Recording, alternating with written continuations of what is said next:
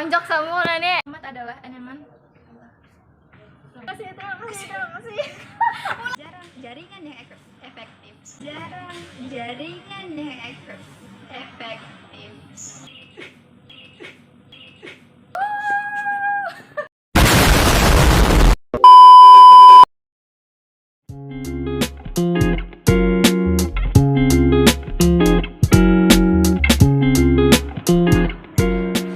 Halo guys.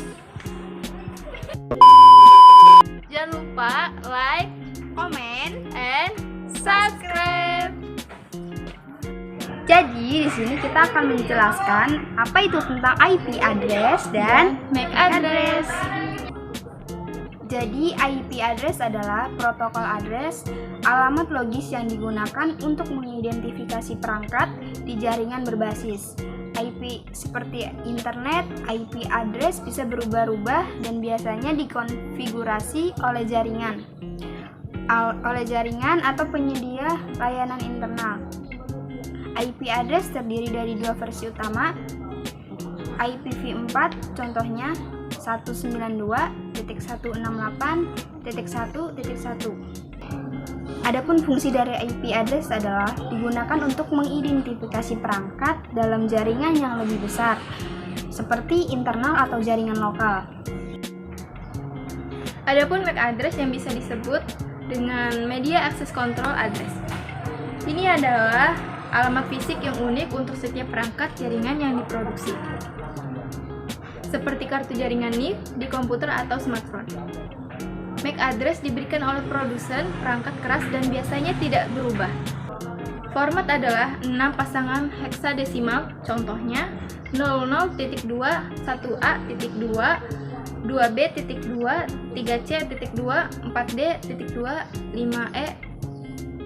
Adapun fungsinya, MAC address digunakan untuk mengidentifikasikan perangkat jaringan secara fisik di tingkat data link. Ketiga ada router. Router adalah perangkat jaringan yang mengarahkan paket data antara berbagai jaringan, seperti antara jaringan lokal, LAN, dan internet.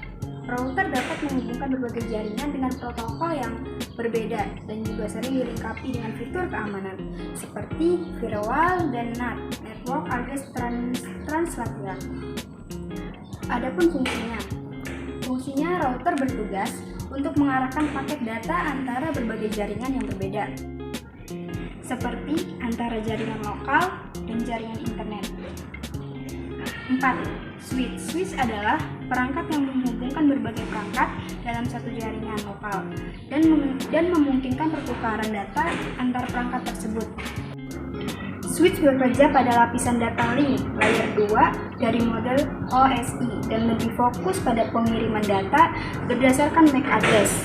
Switch yang lebih canggih dapat bekerja di lapisan jaringan layer 3 dan memiliki berbagai fungsi yang mirip dengan router.